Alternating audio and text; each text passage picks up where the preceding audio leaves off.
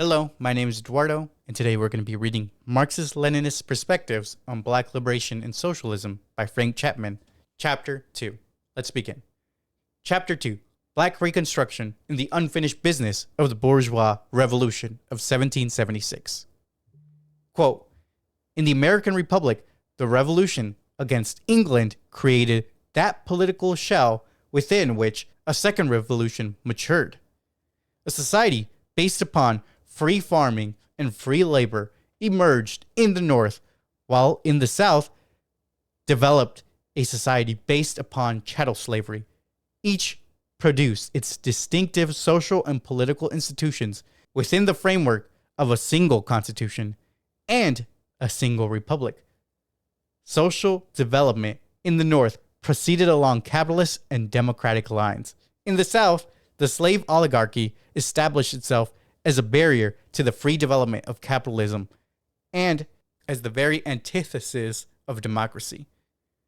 War between the two antagonistic systems was inevitable. From the day of its birth, the anomaly of slavery plagued a nation which asserted the equality of all men and sought to derive powers of government from the consent of the governed. Within the sound of the voices of those who said this lived more than 500,000 black slaves, forming 1/5 of the population of a new nation. End quote. As we have said before, this much neglected period of our history must be carefully studied because this is a crucial part of our revolutionary heritage.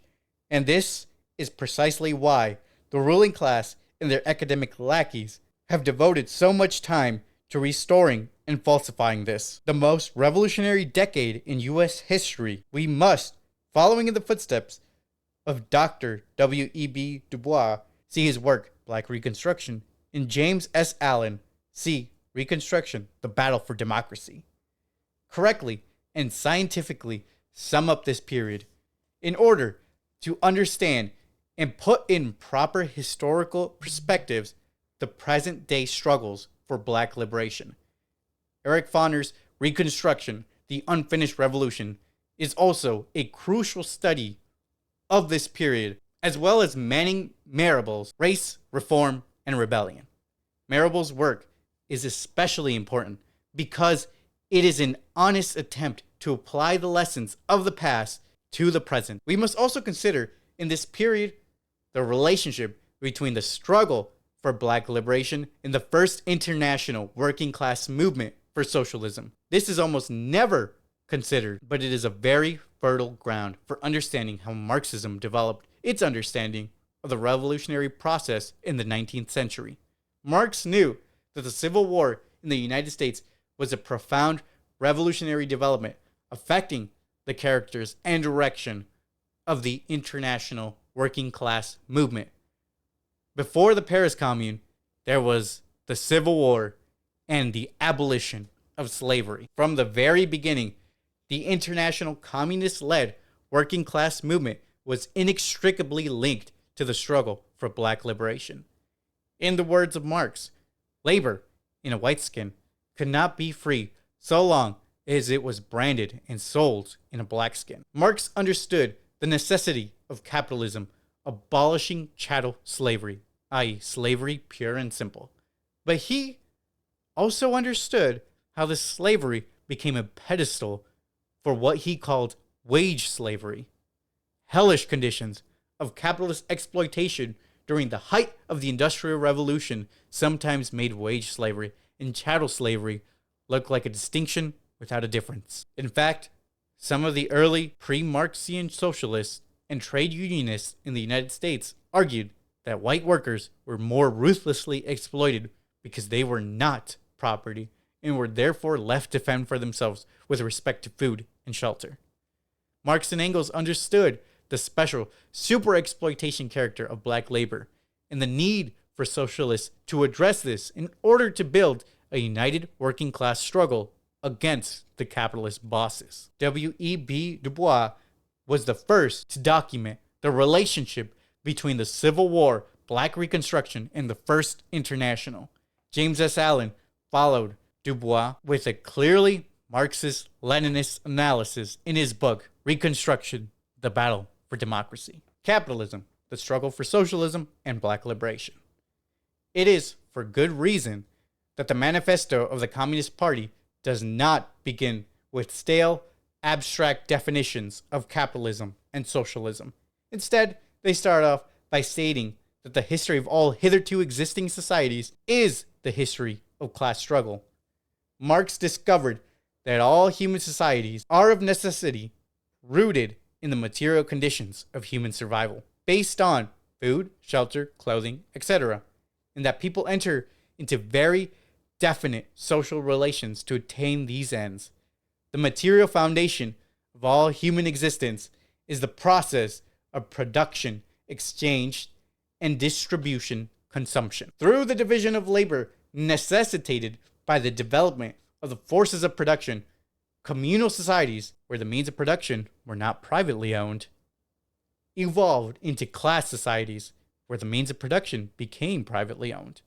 Herein lies the origin of inequality, the oppression of one class by another, and the ill distribution of wealth. Concomitant with the rise of ancient civilization is slavery, pure and simple. Slaves were the human machine of the ancient world, whose labor power erected the Aztec and Egyptian pyramids, the Greek colossus of Rhodes, the Roman aqueducts, and the Great Wall of China. The evolution and development of human society from slavery to feudalism brings about the formation of classes based on who owns the controls of means of production and who doesn't. Marx and Engels summed it up in this manner. Quote, in the earlier epochs of history, we find almost everywhere a complicated arrangement of society into various orders, a manifold gradation of social rank. In ancient Rome, where we have patricians, knights, plebeians, slaves. In the Middle Ages, feudal lords, vassals, guild masters, journeymen, apprentices, serfs. In almost all of these classes, again, subordinate graduations. End quote. Capitalism as a system is often described by its defenders as a social system based on individual rights and an economic order based on the free market, which works best when it is unregulated by government. This definition is designed to cover up the fact that capitalism as a system is based on brutal and ruthless exploitation of workers. This definition is designed to cover up the fact that capitalism as a system is based on the brutal and ruthless exploitation of workers. In a few words, capitalism did not end class society and class exploitation, but reestablished the oppression of one class by another on a new basis. Modern capitalism, which brought about the epoch of the modern bourgeoisie, has this distinct feature. Quote, it has simplified class antagonisms. Society as a whole is more and more splitting up into two great hostile camps, into two great classes directly facing each other, bourgeoisie and proletariat. End quote. The economic material basis of the class antagonisms between the bourgeoisie and proletariat is based on who owns and controls the means or instruments of production. The capitalist owns tools, the plants and factories, the land and mines, ships, trains, and other means of transportation.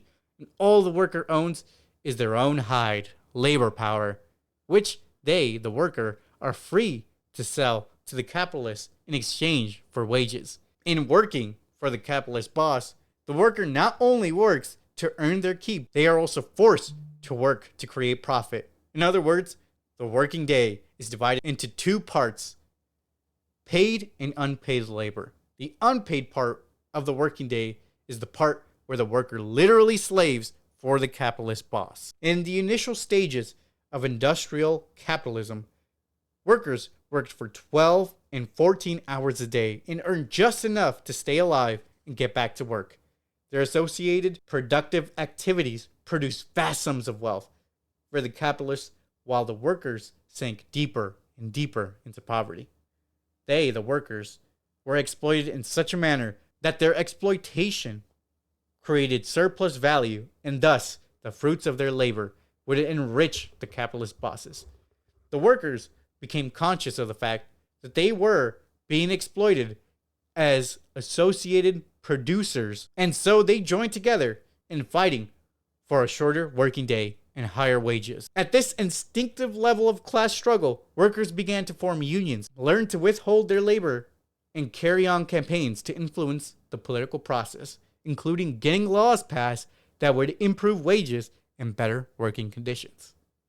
The struggle between the capitalist class and the working class is the axis of which all ideological, political, and economic struggles resolve. The class struggle shapes and orients the entire institutional arrangement of bourgeois society. And in this struggle, the bourgeoisie uses the state as an organ of oppression and repression. Here is how Marx and Engels describe or unveil this process. Quote, economic production and the structure of society of every historical epoch necessarily arising therefrom constitute the foundation for the political and intellectual history of that epoch.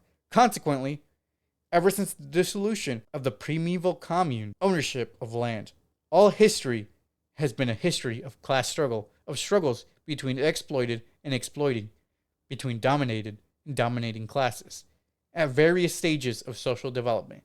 This struggle, however, has now reached a stage where the exploited and oppressed class, the proletariat, can no longer emancipate itself from the class which exploits and oppresses it, the bourgeoisie, without at the same time forever freeing the whole of society from exploitation, oppression, and class struggle. End quote. Engels defined modern socialism in this manner. Quote, modern socialism is, in essence, the direct product of the recognition, on the one hand, of the class antagonisms existing in the society of today, between proprietors and non-proprietors, between capitalists and wage workers.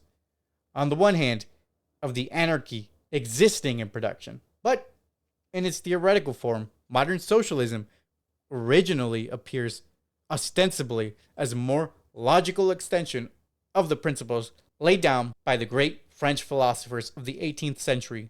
Like every new theory, modern socialism had, at first, to connect itself with the intellectual stock in trade ready to its hand.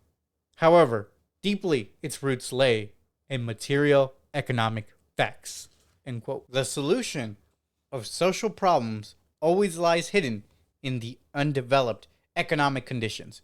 During the early stages of capitalism, with its crude class oppression characterized by unspeakable social misery, the working class first appears as simply a new order of suffering developed out of the have-nothing masses of expropriated peasants, incapable of political action in its own class interests. This new proletariat, this new oppressed order, had to be helped from without by advanced social thinkers and social reformers such as Saint-Simon and Fourier. These founders of what Engels called utopian socialism were influenced by the French Enlightenment and at the same time morally outraged over the social abuses of capitalism. The herding of homeless peasants into the factory town and forcing them to live in squalid, disease-ridden slums, and overworking men, women, and children for starvation wages, and the complete demoralization of the workers as a class. The French socialists were born in the French Revolution, and they were the first to recognize that revolution was a matter of class war.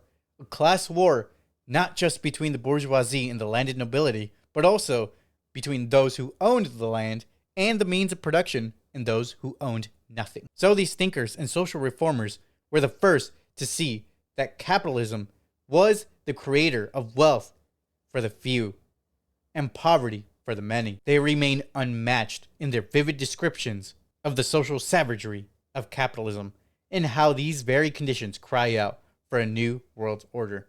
However, they did not see that it was precisely the class of workers that came from the great unwashed masses of landless peasants that would need to expropriate the expropriators and bring about a new world order. And of course, the fatal ideological flaw was on the question of slavery and the colonies. On this, the French socialists were weak.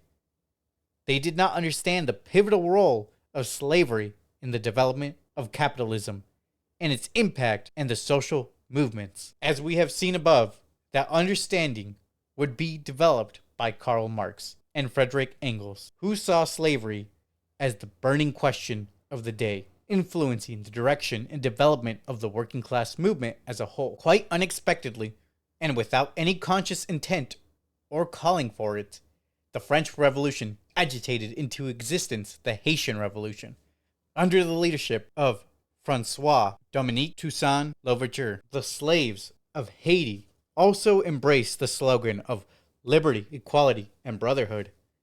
And through their successful uprising, 1791 created the first black nation in modern history.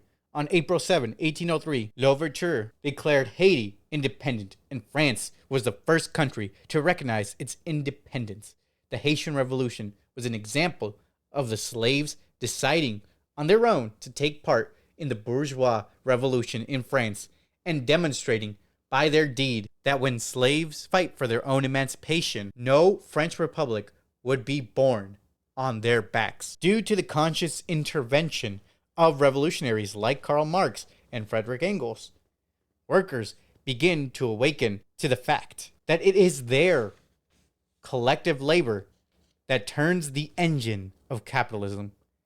And this is what produces all the wealth that is privately appropriated by the capitalist bosses. Now, the working class embarks upon the task of fighting for its own emancipation.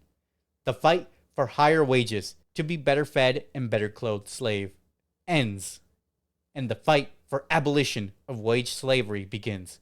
Now the workers see the revolutionary side of their misery and realize that it is their political destiny to overthrow the capitalist bosses by means of a political revolution that seizes ownership/control of the means of production. Thus, the socialist movement is born in the dirt and blood of class struggle. One of the great errors of socialists, whether utopian or scientific, is that they sometimes did not see slavery pure and simple as an integral part of the system of capitalist exploitation, and therefore did not see black workers and indigenous people of the colonies as natural allies in the struggle for socialism. Although Marxism set forth in clear and scientific terms the importance of slavery as an economic category, there were many socialists who failed to grasp this lesson and draw correct political conclusions. Here is how Marx analyzed the enslavement of Africans. Quote, "Without slavery, North America, the most progressive of countries, would be transformed into a patriarchal country. Wipe out North America from the map of the world, and you will have anarchy, the complete decay of modern commerce and civilization. Cause slavery to disappear, and you will have wiped America off the map of nations." Thus, slavery, because it is an economic category, has always existed among the institutions of people. Modern nations have been able only to disguise slavery in their own countries, but they have imposed it without disguise upon the New World. End quote. What was Marx talking about when he said slavery has always existed among the institutions of the people? This means that slavery as an economic category is not peculiar to black people, but has existed among many peoples past and present. Under capitalism, wage slavery is disguised by the fact that it exists side by side with an undisguised chattel slavery or the colonial enslavement of conquered indigenous people. To further illustrate the importance of this contradiction, Marx makes the obvious comparison. Quote, "Whilst the cotton industry introduced child slavery in England, it gave in the United States a stimulus to the transformation of the earlier, more or less patriarchal slavery into a system of commercial exploitation. In fact, the veiled slavery of the wage workers in Europe needed for its pedestal slavery pure and simple in the New World." End quote. The exploitation of labor for profits is the crux of capitalism, period. The difference between wage earners and chattel slaves is wage earners have the option of selling themselves into slavery for a certain number of hours during the day. A chattel slave is owned like means of production, and as such is bought and sold. Wage earners, as a class, arise out of the dissolution of feudalism and serfdom of slavery. Slavery belongs to a pre-capitalist mode of production, where labor is fixed in its income and location and is in need of a master. This stability is burst asunder by the free laborer, who is neither tied to the land or any particular masters, but is free to sell his labor to the highest bidder. Capitalism reduces slave and free labor to a common denominator of exploitation. Quote, the slaveholding states in the United States of North America are associated with a world market based on capitalist production. No matter how large the surplus production they extract from the surplus labor of their slaves in the form of cotton or corn, they can adhere to this simple, undifferentiated labor because foreign trade enables them to convert these simple products into any kind of use value. The fact that we now not only call the plantation owners in America capitalists, but that they are capitalists is based on their existence as anomalies without a world market based on free labor. End quote. The wage earners and the slave share a common oppressor, but based on their respective relationship to the means of production, they do not belong to the same class. Again, Marx informs us, quote, the process of production ends in a commodity. A commodity produced by a capitalist does not differ itself from that produced by an independent laborer, or by a laboring commune, or by slaves, end quote. Lenin, in his study of New Data on the Laws Governing the Development of Capitalism in Agriculture, observes, quote, America provides the most graphic confrontation of the truth emphasized by Marx in Capital Volume 3, that capitalism in agriculture does not depend on the form of land ownership or land tenure. Capital finds the most diverse types of medieval and patriarchal landed property. Feudal peasant allotments, i.e., the holding of bonded peasants, clan, communal, state, and other forms of land ownership. Capital takes hold of all of these, employing a variety of ways and methods. End quote. Frederick Douglass describes how the black slave and white worker are pitted against one another. Said he, quote, the slaveholders, by encouraging the enmity of the poor laboring white man against the blacks, succeeded in making the said white man almost as much a slave as the black man himself. Both are plundered by the same plunderers. The slave is robbed by his masters of all his earnings above what is for his physical necessities, and the white man is robbed by the slave system of the just results of his labor because he is flung into competition with a class of workers who work without wages. At present, the slaveholders bind them into competition by keeping alive their prejudices against the slaves as men, not against them as slaves. They appeal to their pride, often denouncing emancipation as tending to place the white working man on an equality with Negroes. And by this means, they succeed in drawing off the minds of the poor whites from the real fact that by the rich slave master, they are already regarded as but a single remove from equality with the slave. End quote. To show how this was reflected in the consciousness of white workers, consider the words of John Campbell, a Philadelphia typesetter and author of the book Negromania, 1851. Quote, will the white race ever agree that blacks should stand beside us on election upon the rostrum, in the ranks of the army, and in our place of amusement, in places of public worship, ride in the same coaches, railway cars, and steamships?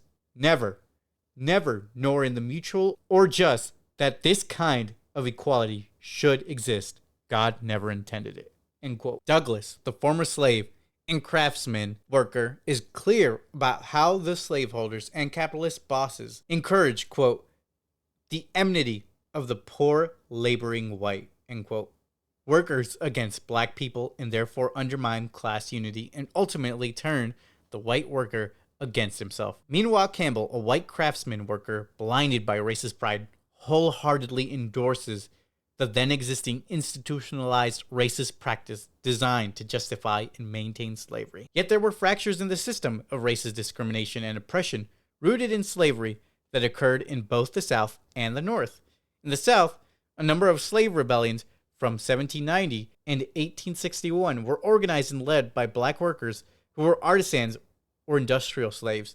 For example, Gabriel Prosser, who organized the conspiracy in Virginia in 1800, was a blacksmith. Nat Turner, who led the Great Rebellion in Virginia in 1831, was, besides a preacher, a carpenter and millwright. Denmark Vesey, organizer of the largest conspiracy in 1821, which involved the urban industrial slaves in Charleston, South Carolina, was a free black carpenter. In the North, though rare, there were heroic moments of the black and white workers uniting against their capitalist bosses. The March 31st, 1853 issue of the New York Herald reported that, quote, Mr. Hickman, colored, said that colored men were pioneers of the movement and would not work for less than $18 a month, end quote. The paper further stated that to the cheers of the white workers, this black waiter declared, quote, I advise you to strike upon the 15th of April for $18 a month, and if the landlords do not give it, then you turn out, and be assured that we will never turn in your place, end quote. Even while they were denied the right to vote, protest, or organize, black workers who were not chattel slaves did organize such societies as the New York African Society for Mutual Relief in 1808, the Coachman's Benevolent Society and Humane Mechanics in Philadelphia in the 1820s, and the Cook's Marine Benevolent Society in New York in the 1830s. Also, in the decade before the Civil War, the American League of Colored Laborers was founded with Frederick Douglass as the vice president. And in Baltimore, Maryland, a slave city and state, which was a major industrial and commercial center as well, the Association of Black Caulkers was formed in July 1858. This Association of Black Caulkers was formed in response to Irish and German immigrant workers who violently attacked black workers in an effort to drive them out of the ship caulking trade, which they, black workers, had completely monopolized up to 1858. In 1846, the New England Workingmen's Association echoed Frederick Douglass and the position of Marxists when they resolved that, quote, American slavery must be uprooted before the elevation sought by the laboring class can be effected, end quote. But as we have already stated, the laboring movement as a whole did not share this level of consciousness. It was this contradictory development of the trade union movement that led Karl Marx to insist, in his first volume of Capital, 1867, that white workers, in their own self-interest and in the interest of the working class as a whole, must fight for the abolition of slavery. Quote, in the United States of North America, Marx wrote, every independent movement of workers was paralyzed so long as slavery disfigured a part of the republic. Labor cannot emancipate itself in the white skin, where in the black it is branded, end quote. By independent labor movement, Marx was not referring to simply a trade union movement that fought for better wages and working conditions, but a labor movement that inscribed on its banner the emancipation of labor from wage slavery. For Marx and Engels, the emancipation of the working class meant fighting for socialism.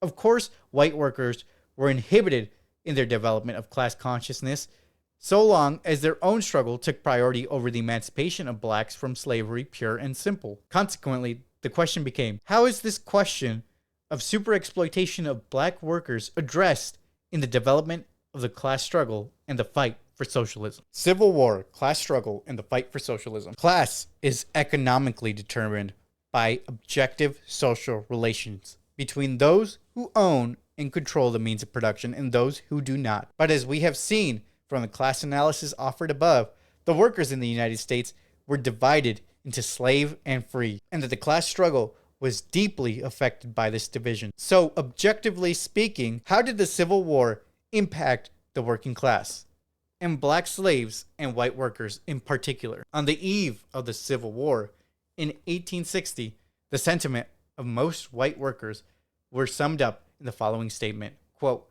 we were weary of the question of slavery. It is a matter which does not concern us.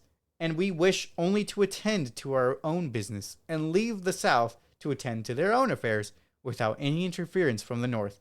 The working men of the United States have other duties." End quote. The principal working class organizations that were white were not abolitionists. Their position was, let slavery be. Shortly after Lincoln was elected president, 26 trades with the national organizations met in conversation, and not one of them mentioned slavery or abolition. The only exception was a German-American Marxist, led by Joseph Weydemeyer, who protested, quote, most emphatically against both black and white slavery, end quote. The Communist Club of New York did not hesitate to expel any members who manifested the slightest empathy for the Southern Slaveholders' Rebellion. William Z. Foster sums up the contributions of Joseph Weydemeyer, founder of the first Communist Club in America. Quote, in all his activities, Weydemeyer contended for the position that the fight against slavery was central in the work of Marxists in that period. He strove to involve the trade unions in the great struggle. He showed that without a solution of the slavery question, no basic working class problem could be solved. He linked the workers' immediate demands with the fundamental issue of Negro emancipation.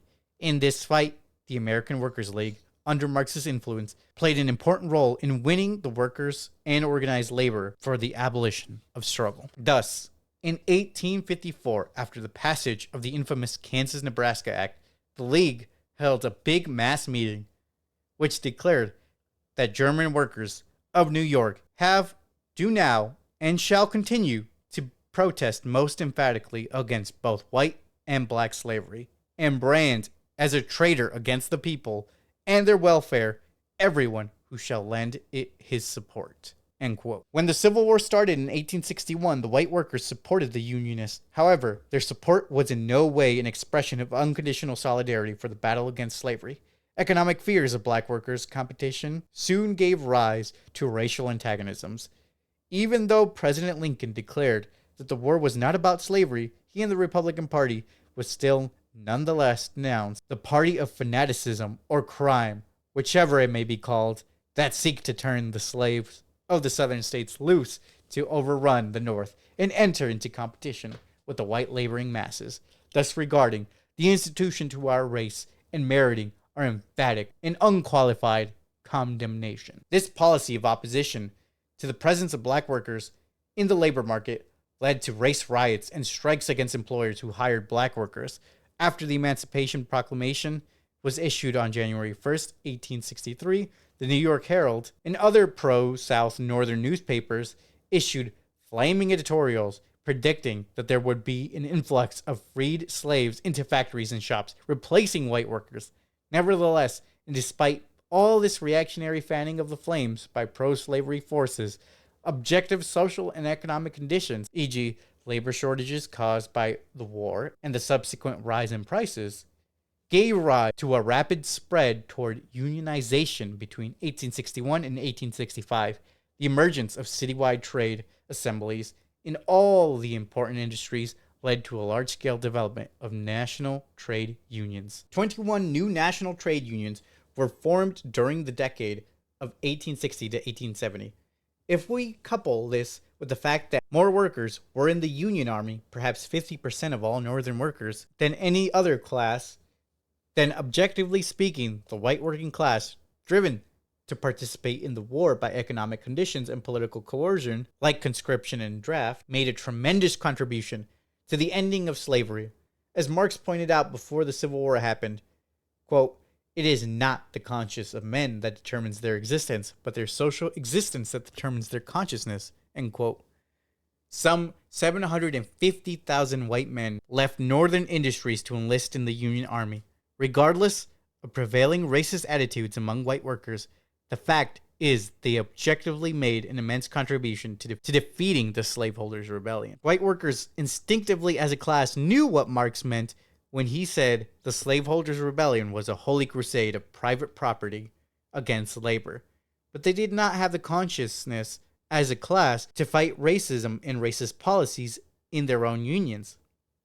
Thus, from the very beginning, we see that class struggle unionism and the fight for African American equality must go hand in glove. That is why it is clear that the decisive component of the war against slavery was the slaves themselves. Leading up to the Civil War, the slaves and their white allies were engaged in a war of their own against slavery. There were slave uprisings, and then came Nat Turner's Rebellion, which sent shockwaves throughout the nation. There was 5 feet tall Harriet Tubman, who became an experienced guerrilla fighter in leading the Underground Railroad. She was intending on being with John Brown, but was stopped by sickness. Slave rebellions happened far more often than the masters cared to admit.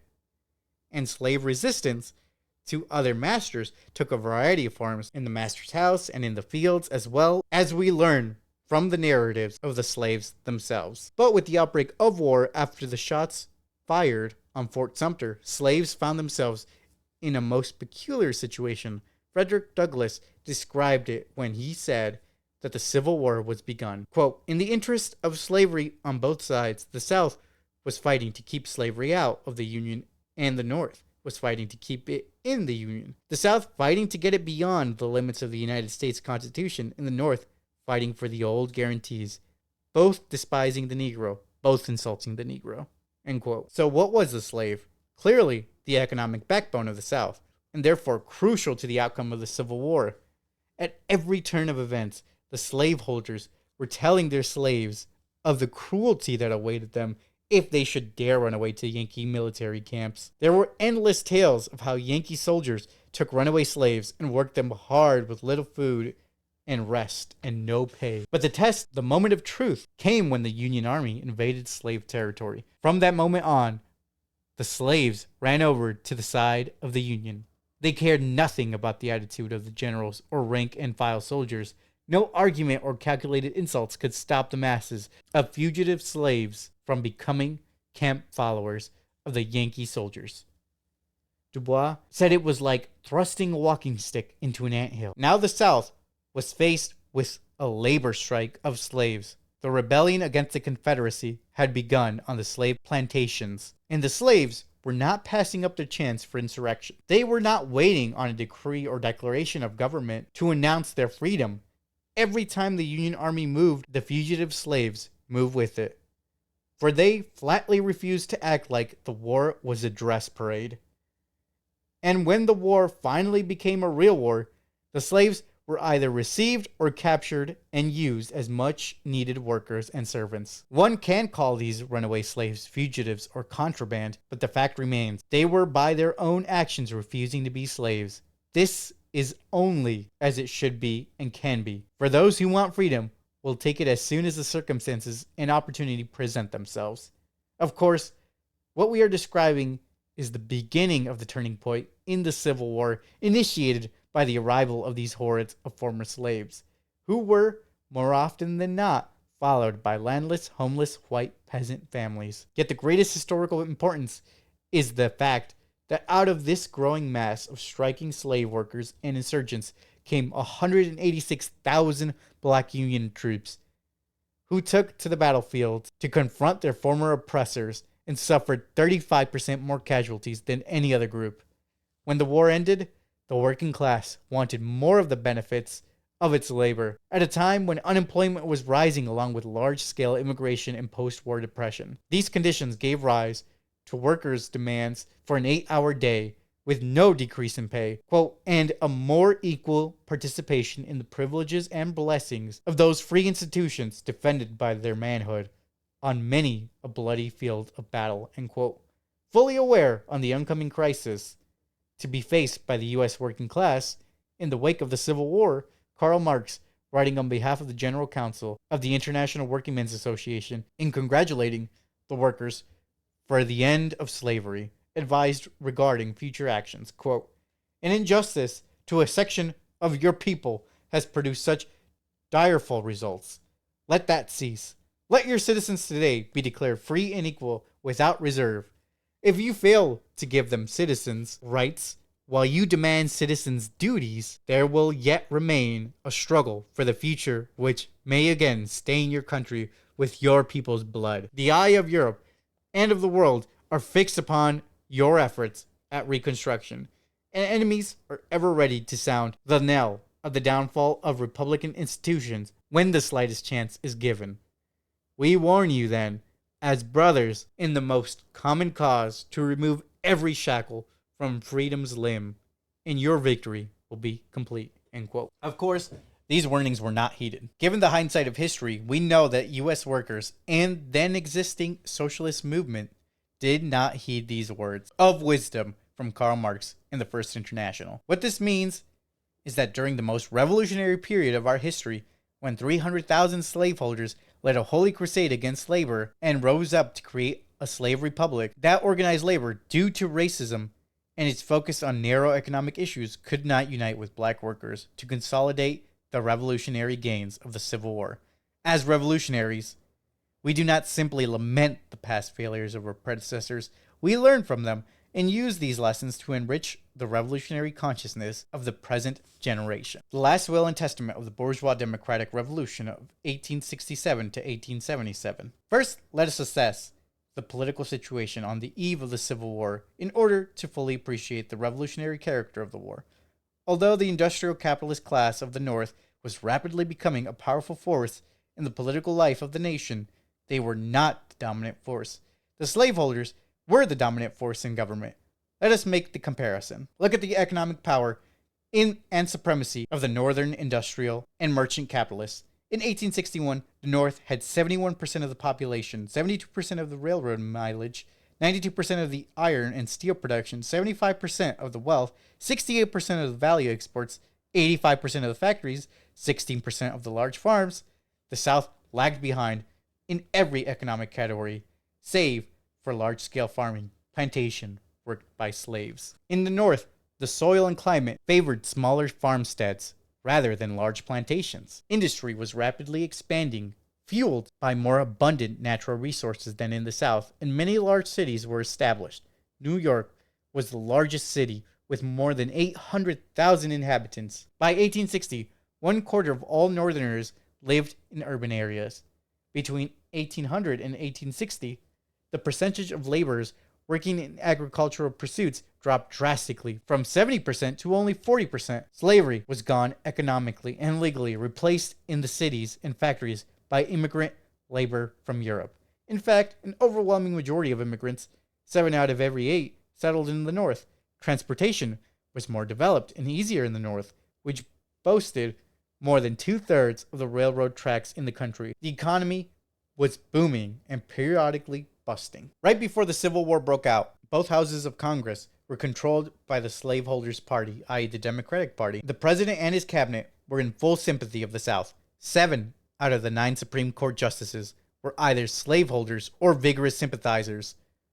All the committees of Congress were controlled by the slaveholders. Politically speaking, the economically backward slaveholding South held the burgeoning industrial capitalists of the North in bondage. Through the infamous U.S. Supreme Court Dred Scott decision and the Fugitive Slave Act, the slaveholders were clearly embarked upon a program of expanding slavery and turning the United States into a republic dominated by slaveholders. Nonetheless, the defeat of Southern slaveholders and the emancipation of the slaves, given the relationship of class forces outlined above, were inevitable. The forcible overthrow of the planter class and the institution of slavery created a new revolutionary situation that raised questions about how the slave owners would be deposed and their landed estates divided up among the freed slaves and poor white farmers. Thus, the path of radical reconstruction seemed quite clear. For the northern industrial capitalist class to maintain domination, it would have to take all political power from the former slaveholding landed aristocracy and empower the former slaves and poor white farmers to reconstruct the governments of the South along the lines of bourgeois democracy. Also added to this revolutionary situation was the fact that some 200,000 former slaves had been recruited into the Union Army. In this intense moment of history, the previous slave uprisings of Denmark Vesey, Nat Turner, Shields Green, and John Brown had morphed through the Civil War into a potential slave revolution with 10,000 Nat Turners. In Charleston, South Carolina, the same scene of Vesey's defeat became the scene of his victory when black soldiers marched through the place with liberty inscribed on their banners, searching every house, burning slave pens and auction blocks, seizing firearms and abandoned property. Yesterday's slaves, now landless peasants armed with guns, menacing to their former masters, occupying the master's big house, tearing down the master's churches, and using the labor to build cabins, marching, singing, and dancing in the streets in a moment of revolutionary ecstasy.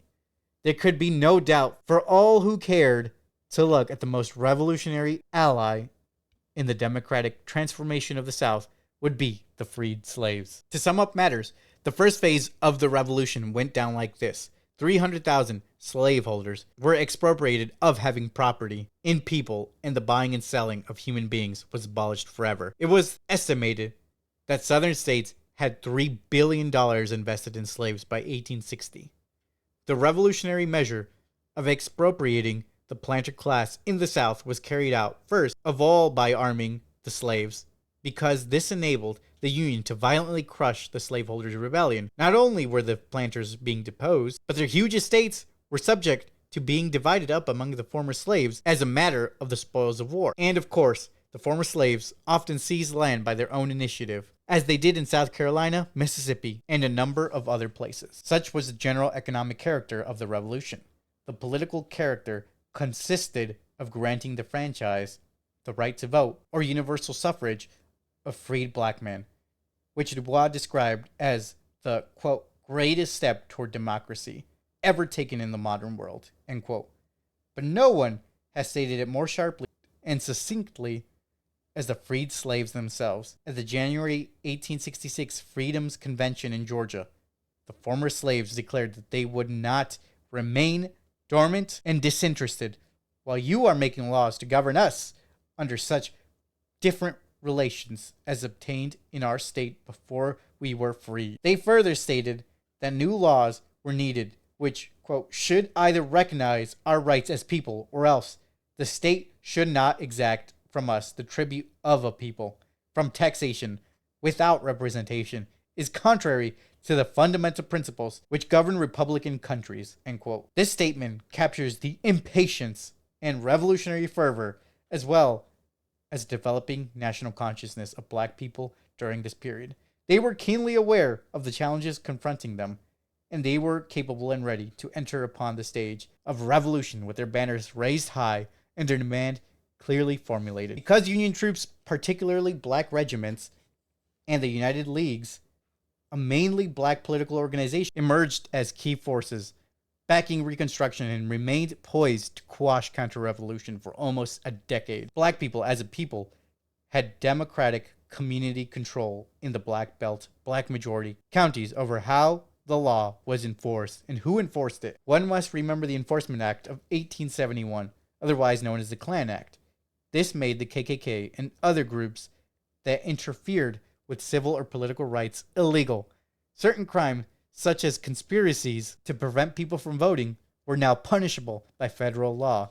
Under the Klan Act, federal troops and marshals were used rather than state militias to enforce the law. Klansmen were prosecuted in federal court, where juries were often predominantly black. Hundreds of Klan members were fined or imprisoned, and habeas corpus was suspended in 9 counties in South Carolina. These efforts were so successful that the Klan was destroyed in South Carolina and decimated throughout the rest of the former Confederacy, where it had already been in decline for several years. The Klan was not to exist legally again until its recreation in 1915. The executive action taken by President Grant's federal troops, which significantly included black troops, quashed the Klan, thus preventing it from violently denying the former slaves' right to vote. Once they were able to vote, black people proceeded to elect their own marshals and or sheriffs in those jurisdictions where they constituted the majority. As federal troops, marshals, sheriffs, and jurors, black people policed themselves and served and protected themselves from the racist, organized terrorism of the Klan. To be sure, there has not been any systemic study of policing during this period, but there is a book called In My Father's House, There Are Many Mansions by Orville Vernon Burton that talks about how former slaves became sheriffs and marshals before the end of Reconstruction. For the most part, Sheriffs and marshals were elected, but in some instances were appointed by federal army officers. There are some references to the issues in Black Reconstruction 1935 by W.E.B. Du Bois, particularly in the chapter on, quote, the proletariat in South Carolina, end quote. Du Bois originally called this chapter the dictatorship of the proletariat in South Carolina. Why? Because he viewed slaves as super exploited workers and slaveholders as agrarian capitalists producing for a capitalist market. To be sure, black people were slaves, not proletarians. During Reconstruction, they worked for the most part as landless peasants. Consequently, Du Bois was making a detailed study of the empowerment of black people in the South, who were overwhelmingly landless peasants. To the extent that there was a dictatorship, it was the half-hearted dictatorship of the industrial capitalists of the North. At best, they ruthlessly used the freed slaves and poor white peasants as political battering rams against the deposed planter class. In 1877, federal troops were ordered out of the South by President Rutherford B. Hayes. Black regiments and Union leagues were disbanded, leaving black people defenseless. Counter-revolution ensued, and the rest is history. The Hayes-Tilden Compromise of 1877 was necessitated by the presidential election of 1876. The election was close because of the brutal suppression of the black Republican vote. Samuel J. Tilden, the Democratic candidate from New York, had 184 electoral votes, and Rutherford B. Hayes, the Republican candidate, had 185 electoral votes, but trailed by 264,000 votes in the popular vote. Congress was split, with the Democrats having a decisive majority in the House and the Republicans controlling the Senate, both sides claiming victory. The Democrats threatened to march troops on Washington, and President Grant surrounded the Capitol with troops. The country was on the verge of another civil war. This crisis led to the creation of an electoral commission and a recount that lasted for months. Seeing that the electoral compromise favored Hayes, the Southern Democrats pushed for a compromise. The Democrats agreed to concede if Hayes would give them control of South Carolina and Louisiana. The price of victory for the Republican Party was the betrayal of Black Reconstruction and using government troops to repress growing militant working class movements in the North. What Manning Marable called a biracial experiment in democracy did not end abruptly because of the Hayes-Tilden Compromise of 1877, but the battle lines were abruptly drawn because, while the northern bourgeoisie betrayed Black Reconstruction in the South, they were using the same federal troops taken out of the South to violently suppress and break the Great Railroad Strike of 1877. One of the great lessons to be learned is that the principal cause of the failure of Reconstruction is that the North decisively defeated the South militarily, but capitulated to the South economically and politically. Under a policy approved by President Lincoln, the property confiscated during the war pursuant of the Confiscation Act of July 1862 was returned to the heirs of the Confederate owner. Quote, "It was the slave who ought to be compensated. The property of the South is by right the property of the slave," end quote, according to the Black Boston physician named John Rock. The northern bourgeoisie did not have the political will to carry out the revolutionary measures demanded by the freed slaves, proposed by the First International, and dictated by circumstances. The Confederate rebels were traitors who were given by the government every opportunity to regroup and unleash a reign of terror on black people. We believe James S. Allen sums matters up correctly. Quote, "While the South was the main battlefield of Reconstruction, the whole nation was the stage for the vital inner conflict which characterized the period. The outcome of Reconstruction in the South was to a large measure determined by the regrouping of class forces in the country as a whole. In releasing the forces of industrial capitalism and accelerating the settlement of the western farmlands, the Civil War produced profound changes throughout the country. As a result of the large grants to the railroads, pioneers of the western plains were being expropriated, while farmers throughout the nation were robbed of their surpluses by excessive freight rates. Growing large-scale industry, with the aid of high tariff and manipulations of financial promoters, charged high prices for industrial commodities, while the farmers of the small urban producers were obtaining less for their products, suffering a sharp decline in real income. The handicraft and domestic industries were crumbling before the new industrial enterprises. Labor suffered from drastic declines in real wages. The growth of the industrial bourgeoisie set into motion the whole strata of the population against the new leaders of the nation. New conditions were shifting the center of attack from the slave oligarchy to the industrial bourgeoisie. End quote. In the 19th century, the bourgeois democratic revolution of the European continent was completing itself, and by the 1870s, workers' rebellion and uprising were sprouting up everywhere. Reconstruction and the Paris Commune were both triggered by military defeats of ruling class regimes. The Commune arose after Prussia's defeat of France and replacement of the existing empire by a bourgeois republic. In both cases, the victorious capitalist government made treacherous compromises with their supposed enemies. In Paris, the betrayal fostered mass anger that erupted into revolutionary action. The democratic achievements of both Reconstruction and the Commune rested on force of arms. The presence of black soldiers encouraged widespread land seizures. The small section of radical northern capitalists, to preserve their victory, were forced to support the formation of militias of black soldiers and the Union League under federal protection. In Paris, the bourgeois government's attempt to confiscate National Guard cannons sparked the rebellion of the proletariat to rise and seize power. The Commune they established quickly abolished conscription and the standing army, leaving the people as the sole armed force. Both Black Reconstruction and the Paris Commune reflected vast political mobilizations of the oppressed. In the South, although it had been a crime for enslaved people even to read, political consciousness developed quickly with emancipation. As noted above, black people organized conventions to resist the ex-slaveholders' impositions of racist black codes. During the 6 weeks' existence of the Paris Commune, virtually every city block hosted daily agitational meetings, demonstrations, and rallies.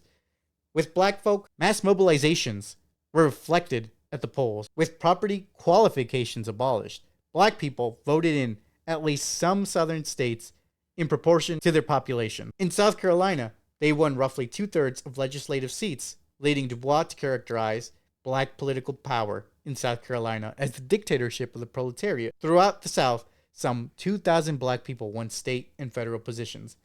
Likewise, an expanded franchise for the Paris Commune elections highlighted the impact of the more population-dense working-class districts. Black Reconstruction and Paris Commune governments aimed legislation at comparable problems, including education. While illiteracy was the heritage of slavery, in Paris only 30% could read and write. The Paris Commune declared all public school education secular.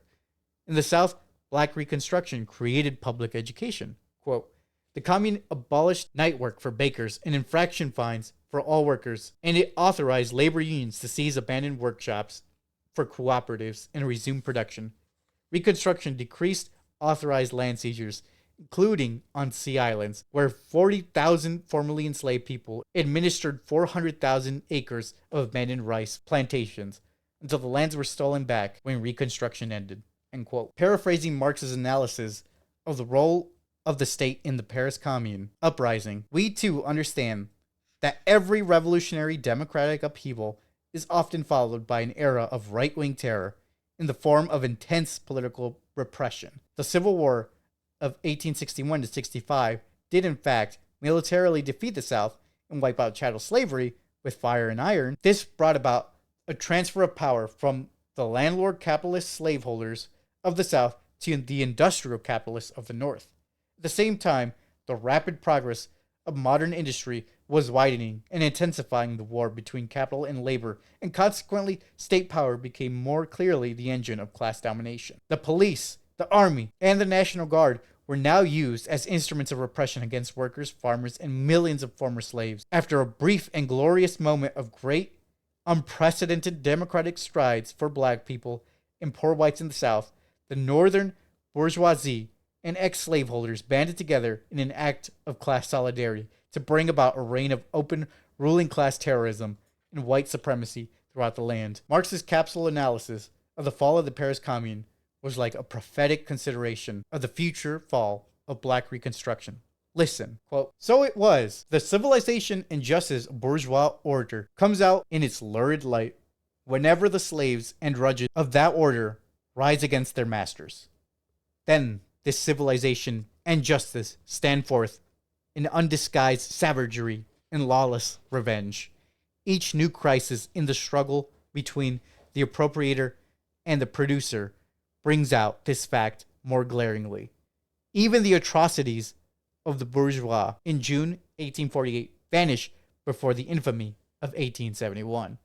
The self-sacrificing heroism with which the population of Paris, men, women, and children, fought for 8 days after the entrance of the Versailles reflect as much the grandeur of their cause as the infernal deeds of the soldiery reflect the innate spirit of that civilization. Indeed, the great problem of which is how to get rid of the heaps of corpses it made after the battle was over. End quote. The class battle that lasted in Paris for a few weeks lasted in the South for 10 years.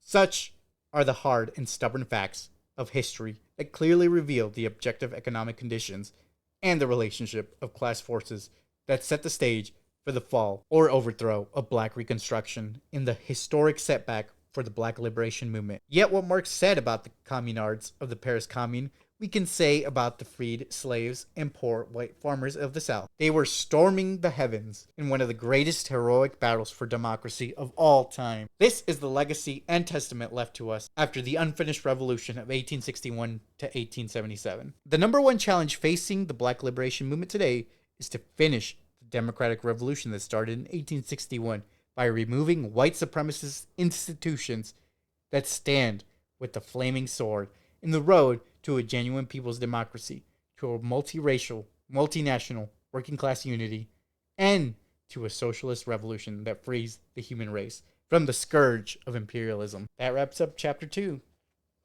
Let me know what y'all thought in the comments below.